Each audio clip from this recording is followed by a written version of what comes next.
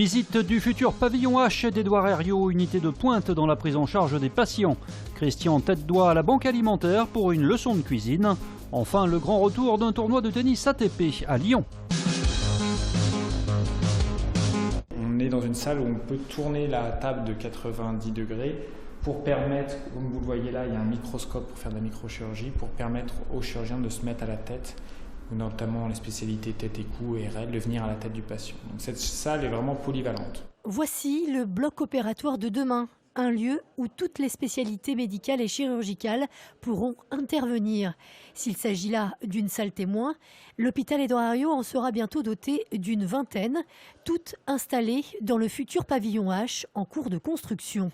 Cette réflexion-là, elle a été longue à mettre en place parce qu'on est dans un hôpital pavillonnaire où chaque chirurgien travaillait dans son pavillon avec son propre matériel, sa propre installation. Et là, le projet du pavillon H, c'est de faire travailler les chirurgiens dans le même lieu, avec le même matériel, dans les mêmes salles d'intervention. La construction de ce pavillon H fait partie du vaste chantier de modernisation de l'hôpital Édouard Herriot engagé depuis 2 ans. 40 millions d'euros ont été investis dans ce nouveau bâtiment dont l'objectif premier est de faciliter la prise en charge des patients. Et on voit bien aujourd'hui combien ce projet moderniste, construire un nouveau bâtiment qui va permettre de réunir les blocs opératoires, qui va être lié avec les urgences, qui va permettre donc d'accueillir les patients dans toutes les conditions. Quelquefois par la route avec le SAMU, des trajets qui sont prévus à l'intérieur des bâtiments, quelquefois par hélicoptère sur les toits. Donc véritablement une prise en charge du malade qui sera totalement améliorée. La livraison du pavillon H est prévue en octobre 2017. Alors pour l'instant j'ai pris du chou, des carottes, des tomates cerises, des petits rutabagas, voilà, donc pour leur montrer vraiment que les légumes ça se cuit rapidement.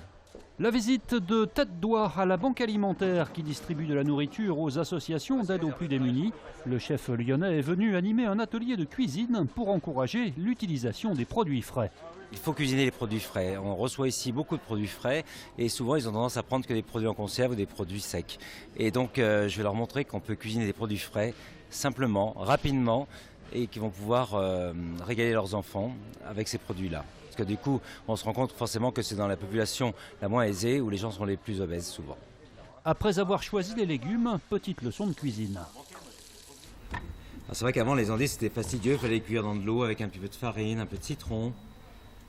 Aujourd'hui, le fait qu'elles soient moins amères, on peut les cuire en direct. C'est vraiment une super chance pour nous de pouvoir rencontrer un chef cuisinier étoilé. Le plaisir, c'est quand on sert à manger qu'ils disent « c'est bon » et que le plat, ils finissent leur assiette. C'est ça le plaisir. L'an dernier, la Banque Alimentaire du Rhône a distribué l'équivalent de 10 millions de repas. 8 ans après la fin du GPTL, c'est le retour annoncé à Lyon d'un tournoi de tennis ATP 250. La présentation a eu lieu aujourd'hui en présence de Jo-Wilfried Tsonga, partie prenante de l'événement. C'est un tournoi que j'ai chéri dans le passé puisque j'ai acquis mon premier titre ATP au GPTL à Lyon. Alors l'objectif c'était évidemment de ramener le tennis, de ne pas faire un copier-coller sur le GPTL, mais vraiment de ramener le tennis de haut niveau. C'est le site de l'ancien vélodrome du parc de la Tête d'Or qui a été retenu pour accueillir le futur central en terre battue. C'est en extérieur, donc ça va changer beaucoup les choses. On va être en préparation autour d'Roland-Garros, au parc de la Tête d'Or. Donc voilà, on va essayer de faire quelque chose d'assez formidable sur le court et en dehors, si on peut. Aujourd'hui, le parc de la Tête d'Or, il y a beaucoup d'histoire. C'est quand même un lieu exceptionnel, pour plein de raisons. Donc quand on a vu qu'on avait la faisabilité de le faire ici, on a sauté sur l'occasion.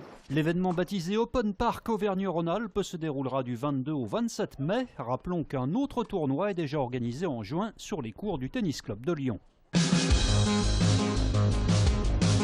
C'est un bleu un peu soutenu, mais qui veut exprimer la lumière et qui peut supporter à ce moment-là, en les exaltant, d'autres rapports colorés.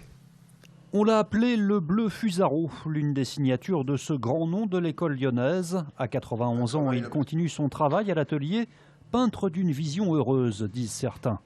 Oui, alors ça, les visions, vous savez, on est comme on est. Alors moi, je veux bien que ce soit heureux, ça me fait très plaisir, mais quand je travaille, je n'y pense pas du tout. Je fais ce que j'ai envie de faire, et puis ensuite, bon, il y a un résultat. Alors, moi, c'est peut-être heureux, d'autres, c'est peut-être plus triste. De toute façon, c'est toujours la même recherche dans la matière, dans la lumière et dans l'expression. Toujours aux côtés de l'artiste, sa femme Jackie s'occupe de ce qui touche à la vie concrète. La bureaucratie, les journalistes, les galeries, les contacts, l'environnement, si vous voulez. Plutôt silencieux, la peinture, voilà. C'est un monde quand même de recueillement. Il s'intéresse qu'à ça, finalement. Il ne pourra jamais arrêter, quoi. C'est son truc, c'est un peu une drogue, la peinture. Fusaro qui fait l'objet en ce moment d'une rétrospective à la Galerie Estade à Lyon. Une rétrospective, il faut pouvoir présenter une œuvre sur plusieurs années avec différents sujets. Donc c'est le cas de cette exposition avec une 60aine d'œuvres qui se situent entre 1951 à nos jours. Une importante rétrospective à découvrir jusqu'au 19 novembre.